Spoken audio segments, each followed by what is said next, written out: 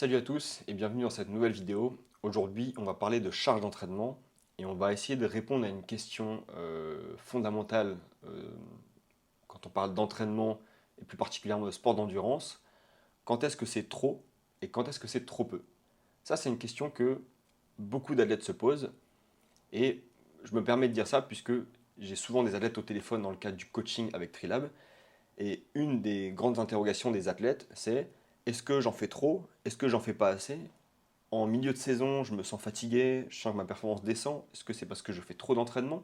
Ou alors je manque un peu de progrès sur certaines disciplines du triathlon? Est-ce que c'est parce que j'en fais trop peu? Bref, c'est une question centrale au niveau de l'entraînement et c'est une bonne question. Pourquoi? Parce que la charge d'entraînement, c'est la base de la pyramide. C'est-à-dire que vous pouvez optimiser votre entraînement dans sa globalité, aller chercher tous les détails.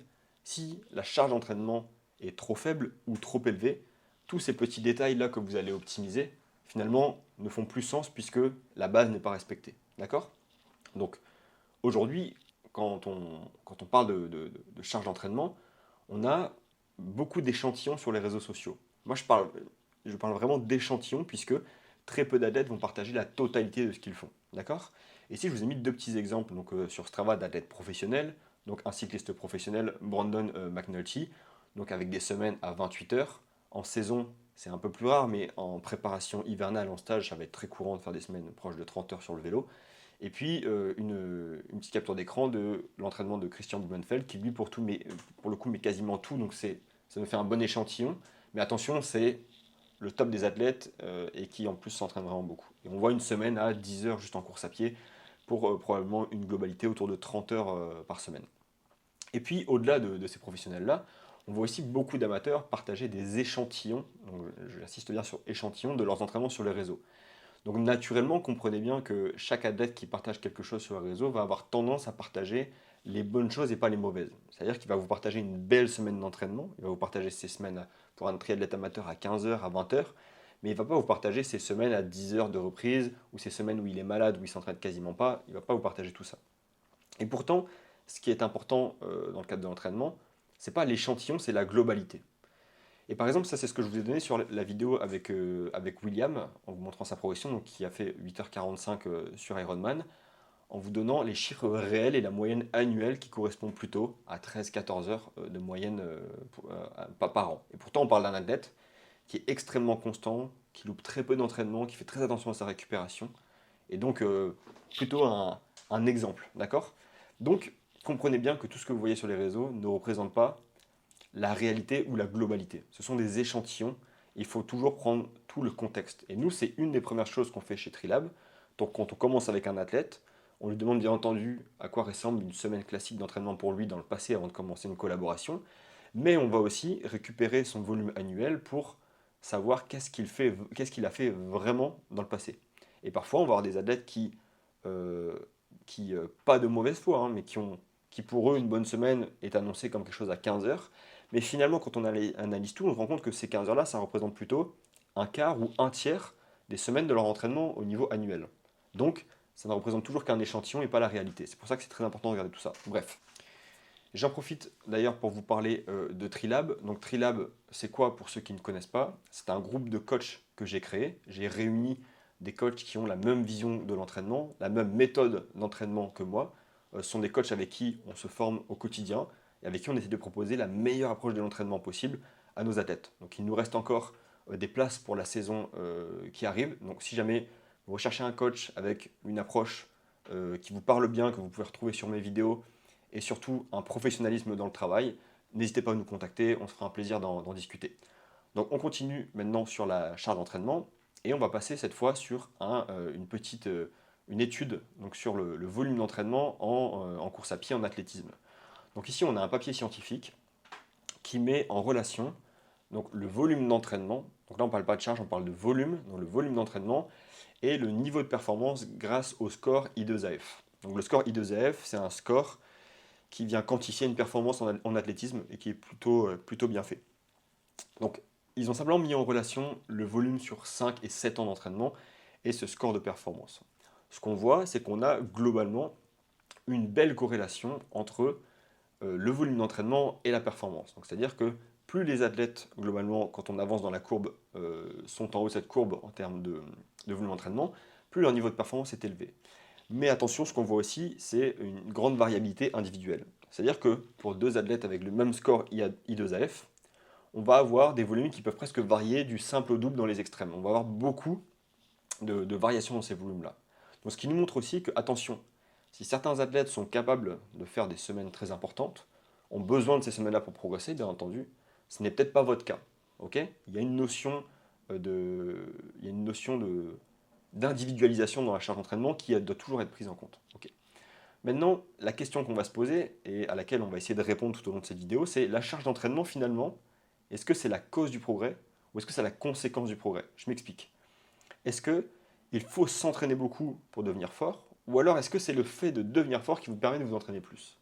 Ok, on va voir ça un peu plus loin. D'abord, on va parler d'un concept qui est le concept de load, stress et strain. Donc c'est un concept qui a été adapté à l'entraînement par Stephen Seiler sur une de ses vidéos et que je trouvais très intéressant, donc je me suis permis de la récupérer pour vous en parler ici. Et donc c'est un concept qui vient de la mécanique des matériaux. Donc globalement, dans ce concept-là, on a trois choses. On a la charge d'entraînement qui correspond au temps fois intensité donc, dans le sport. Deux exemples. Pour deux séances de 1 heure, vous pouvez avoir une séance où vous faites 20 fois 400 mètres à 100% de vitesse critique et une autre où vous faites la même durée, 60 minutes, mais en endurance fondamentale. Vous avez deux volumes similaires, mais une charge différente. Donc la charge d'entraînement, c'est le temps fois l'intensité. Okay, c'est quelque chose qu'on peut quantifier avec des chiffres, avec des calculs. Ensuite, on a le stress physiologique, okay, qui va être la suite de cette charge. C'est-à-dire qu'on va réaliser une charge d'entraînement, mais on va avoir un stress sur notre corps. Ce stress-là, il va varier d'un athlète à l'autre. C'est-à-dire pour une même charge d'entraînement, on va avoir des variations de fréquence cardiaque différentes, des hausses du lactate sanguin différentes, des consommations d'oxygène différentes. Donc on va avoir une variabilité pour une même charge d'un athlète à l'autre, et même pour un même athlète, on va avoir une variabilité en fonction du jour, en fonction de son environnement, la température, l'humidité, l'altitude, bref. Le stress, si la charge est facilement quantifiable, le stress physiologique l'est un peu moins et est un peu plus variable que ce qu'est la charge d'entraînement calculée. Et ensuite, on va voir la troisième chose qui sont un peu les effets secondaires de l'entraînement, qui est le strain, donc les contraintes, l'effet cumulé. Donc ça va être l'impact global du stress sur ton organisme que tu vas ressentir après, plus tard après l'entraînement. Donc ça va être par exemple une diminution de la performance. Admettons que tu fais une grosse séance sur ton vélo, tu vas rouler 5 heures avec des intervalles. Le lendemain, si tu vas sur le vélo, tu sens que tu as une petite diminution de performance, que tu n'es pas au top. Tu as des dommages musculaires, donc des courbatures, de la fatigue musculaire, peut-être une fatigue prolongée, tu te lèves le matin, tu es fatigué, ou peut-être que tu as mal dormi, parce que des fois les grosses charges d'entraînement font que tu dors pas très bien, tu as une altération du sommeil, et après si tu as été trop loin, tu peux même te blesser, tomber malade et avoir des baisses de motivation, etc. Donc on voit vraiment, on part d'une charge, ça nous fait un stress sur la physiologie, puis un strain après coup, qui va faire, entre guillemets, nous dérégler un petit peu. Ok. Donc maintenant, on va l'adapter effectivement à ce concept de la mécanique des matériaux. Donc on prend, admettons, une poutre en bois et on vient mettre une charge dessus. Cette charge représente une séance d'entraînement. Cette charge posée sur la poutre va créer un stress. Ensuite, on va avoir, donc ce stress-là, avant d'aller plus loin, il va varier en fonction de la poutre, de sa dimension, de sa densité. Et donc ça, on peut l'associer à un athlète, c'est-à-dire qu'un stress va varier selon, voilà, pour un athlète vraiment performant, qui est très expérimenté, il va peut-être être, entre guillemets, la poutre la plus dense et la plus grosse, donc il va mieux gérer cette charge-là. Et puis finalement, le débutant ou alors l'athlète qui était sédentaire, qui vient de commencer, c'est peut-être juste un petit bambou et une petite charge suffit à créer un stress et c'est finalement suffisant. Suite à ce stress-là, on va avoir ce qu'on appelle le strain, donc la déformation. Donc ça va être les effets secondaires. Si le strain il est léger, que la déformation elle est maîtrisée, on va avoir une légère déformation puis un retour à la forme initiale. Là, il n'y a pas de souci, on crée de l'adaptation, on récupère et on revient à notre niveau initial. Par contre, si le strain est trop important, on va avoir une déformation qui est trop importante et là, on va avoir potentiellement la blessure, le surmenage, on va aller trop loin. Donc finalement, ce qu'il faut bien comprendre, c'est que c'est pas la charge seule qui compte, mais c'est la réponse qu'elle provoque. Et ça me permet de revenir encore sur ce concept, enfin sur cette notion individuelle, c'est-à-dire que deux athlètes n'ont pas besoin de la même charge, même pour un même niveau de performance. 2 athlètes professionnels, enfin pour plusieurs athlètes, pour tout un nombre d'athlètes professionnels, tous ne vont pas s'entraîner 30 heures. D'accord? Ça, c'est illusoire de croire ça. On a des athlètes qui, au plus haut niveau, s'entraînent pour une semaine classique 23, 24, 25 heures, et d'autres qui s'entraînent 30, 32 heures. D'accord? On a une variation dans tout ça. Mais ça ne veut pas dire que celui qui peut s'entraîner plus sera meilleur, mais peut-être que celui qui peut s'entraîner plus va compenser de moins bonnes réponses à l'entraînement par plus de charges et l'autre va compenser une moins grande tolérance à l'entraînement par une meilleure réponse à l'entraînement. Voilà, il y a une notion individuelle dans tout ça et c'est très important à prendre en compte. Ok? Donc, ne cherchez pas à copier, il faut vraiment utiliser des charges qui vous correspondent. Et nous, c'est la première chose qu'on fait chez Trilab quand on a un athlète en coaching, c'est qu'on détermine la bonne charge et on prend vraiment le temps pour comprendre de quoi a besoin l'athlète tout de suite pour progresser, d'accord? Et pas un chiffre en fait qu'on donnerait à tout le monde. Ça, c'est très important. Donc, j'ai essayé de vous faire un petit schéma pour vous faire comprendre un peu tout ça. Donc, on a sur le schéma deux axes. Donc, on a la charge et les adaptations. Donc, naturellement, on a donc cette courbe-là qui est une courbe un peu en forme de loi normale. Donc, naturellement, plus on met de charge, plus on a d'adaptation au début, puis finalement on arrive à un espèce de plateau et on finit par redescendre. Pourquoi? Parce que plus on met de charge, plus le stress est élevé. D'accord? Donc, ça va être globalement assez linéaire. Bon, ça, c'est très simplifié sur ce schéma-là, mais globalement, ça va être à peu près linéaire, même si les réponses physiologiques ne sont pas tout à fait linéaires. On va le faire comme ça dans un souci de simplification. Donc, on va avoir un stress qui s'élève. Par contre, on va avoir un strain qui, lui, au début, va rester relativement stable et va s'élever de plus en plus. D'accord? À l'image un peu d'une poule sur laquelle on met une charge, au début, elle ne bouge pas trop. Puis si elle commence à se déformer, là, ça peut devenir vite de plus en plus important. Donc, une fois de plus, c'est schématisé, mais c'est pour que vous puissiez comprendre. Donc, nous, ce qu'on veut, finalement, dans l'entraînement, c'est une charge qui nous permet d'avoir un stress qui est forcément important, puisque c'est aussi ça qui va nous créer des adaptations, mais maîtrisé pour pouvoir s'entraîner encore le lendemain, et un strain qui soit pas trop important pour que, oui, on accepte cette légère déformation, les petites courbatures, la petite fatigue, mais pas de trop pour ne pas se blesser, pour ne pas se surmener. Donc, ce qu'il faut bien comprendre, c'est que ces réponses-là, stress et strain, c'est individuel. Donc, je reviens une fois de plus sur l'aspect individuel, je ne vais pas redécrire tout ça, mais j'en ai parlé juste avant, mais c'est très important. Donc, ce qu'il faut comprendre également, c'est que du coup, la charge d'entraînement, oui, ça va vous permettre de progresser, mais la charge que vous pouvez faire va dépendre aussi de vous, de votre profil, de l'aspect individuel de l'athlète, mais aussi de votre niveau de performance. Donc la charge d'entraînement, c'est une cause du progrès, mais c'est aussi une conséquence. C'est-à-dire que si l'athlète professionnel s'entraîne 30 heures, c'est parce que il a un certain niveau de performance, une certaine efficience à l'entraînement, une certaine récupération. Donc, ce n'est pas qu'une volonté, ce n'est pas, en fait, s'entraîner 30 heures ne peut pas être qu'une volonté. Votre corps doit aussi pouvoir vous le permettre. Et ça dépend de votre niveau. Une fois de plus, d'où l'importance de vraiment comprendre ce caractère individuel. Donc maintenant, on a un autre papier scientifique qui est aussi très intéressant, qui nous permet de comprendre un petit peu au niveau physiologique qu'est-ce qui se passe sur les différents niveaux de fatigue.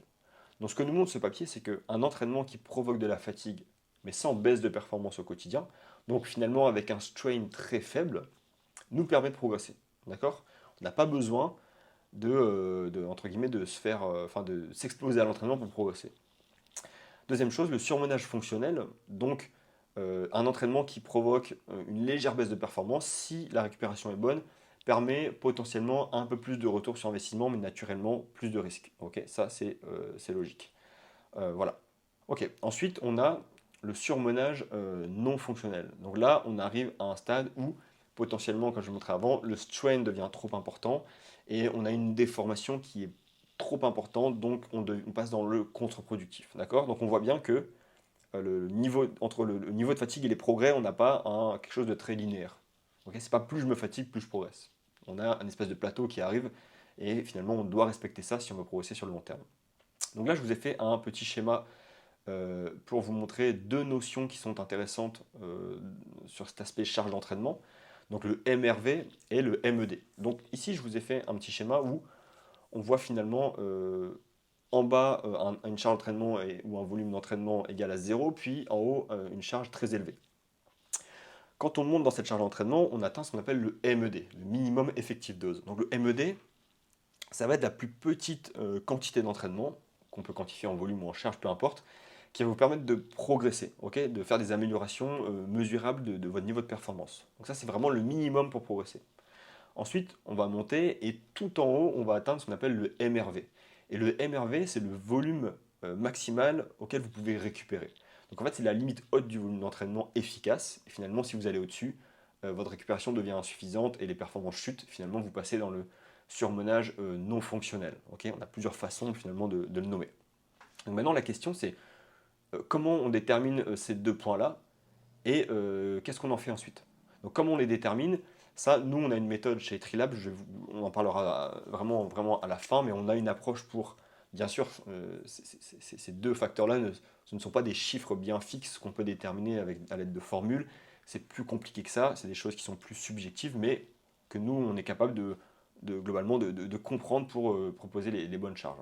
Donc qu'est-ce qu'on en fait une fois qu'on a une idée de tout ça, admettons, vous savez que bah, vous, avec votre quotidien, votre entraînement, vos différentes sources de stress, vos différentes obligations, vous savez que votre volume maximal pour récupérer sur une semaine et de manière durable, c'est 15 heures. Ok, peut-être que vous savez que quand vous entraînez 8 heures, vous ne progressez pas, donc votre MED est peut-être à 10 heures et votre MRV est peut-être à 15 heures. Donc vous, qu'est-ce que vous en faites une fois que vous avez ça? Eh bien, je vais vous expliquer, nous, quelle est notre approche et qu'est-ce qu'on vient faire de tout ça.